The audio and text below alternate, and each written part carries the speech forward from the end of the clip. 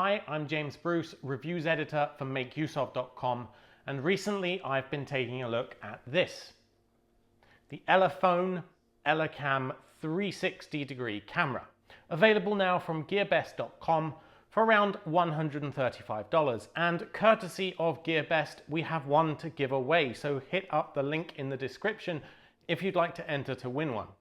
Right now, 360-degree images and videos are all the rage, with both Facebook and YouTube supporting the feature that allows users to navigate around a scene using their mouse, or optionally, if they're wearing a VR headset, to use the positional tracking of the headset to look around the video.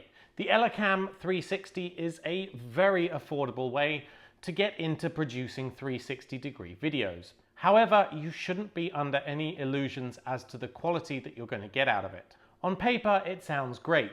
The camera itself produces 960p images, so somewhere between 720p HD and 1080p HD at 30 frames a second. However, while watching a 720p video on a screen this big might look pretty fantastic, when you expand that resolution to cover a 360 degrees sphere all around you, the effective resolution reduces to something that looks around 240p, or less than broadcast television. So it's going to look quite pixelated. Now, this is true of any consumer-grade 360-degree camera. I'm not singling out the Elecam 360 here in any way. The fact is that if you want to have an HD resolution 360 camera that's actually HD when you look at it, you're going to be spending tens of thousands of dollars to achieve that quality. I also found its low light performance to be pretty bad. The problem with the 360-degree camera, of course, is that you can't focus it on any particular point. So it has to measure exposure for the entire scene at once. Even on a relatively bright day, recording in the kitchen here, the video came out looking a little bit dark, presumably because it was trying to expose for the outside sun while also recording inside. There's no manual exposure options on the camera itself. The Elecam 360 device features a standard tripod adapter at the bottom, so you can hook it into, say, a GorillaPod or any other cheap little mini tripod quite easily.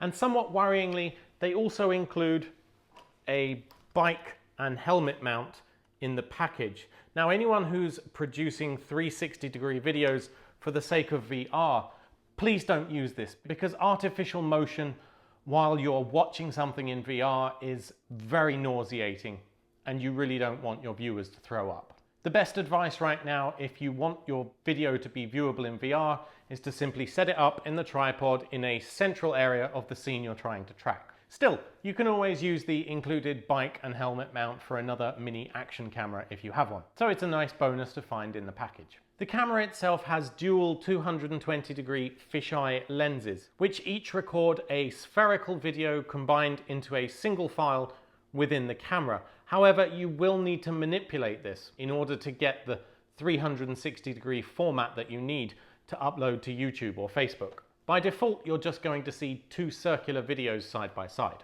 The process is not quite as simple as simply uploading to YouTube. You will need to run it through some software that they provide, or some third-party applications it's also compatible with, and then you need to use the YouTube metadata injector in order to tell YouTube that the video is in fact 360.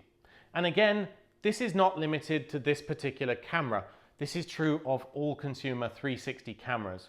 They all need to be processed and metadata added before they can be uploaded. But it is something to bear in mind if you were hoping for a one-click drag and drop upload process. It can, of course, also take 360-degree photos, but that also requires you to adjust the metadata. And given that the Facebook app on your mobile will actually allow you to take 360-degree photos anyway using your better mobile device's camera, I can't really see the point of using it for 360 photos. That's not where the strength is. Best to stick just with 360 videos. So should you buy the Elecam 360? As it is, this camera produces the same sort of quality that you'd expect from any low-end 360 camera. It's just as good as the Ricoh Theta lower-end model, but it's cheaper, and it comes with a couple of accessories as well as a 32GB micro SD card, so you can start recording straight away. Just keep in mind that the quality of 360-degree videos may not meet your expectations at the moment, so do check out some of the sample videos before you buy.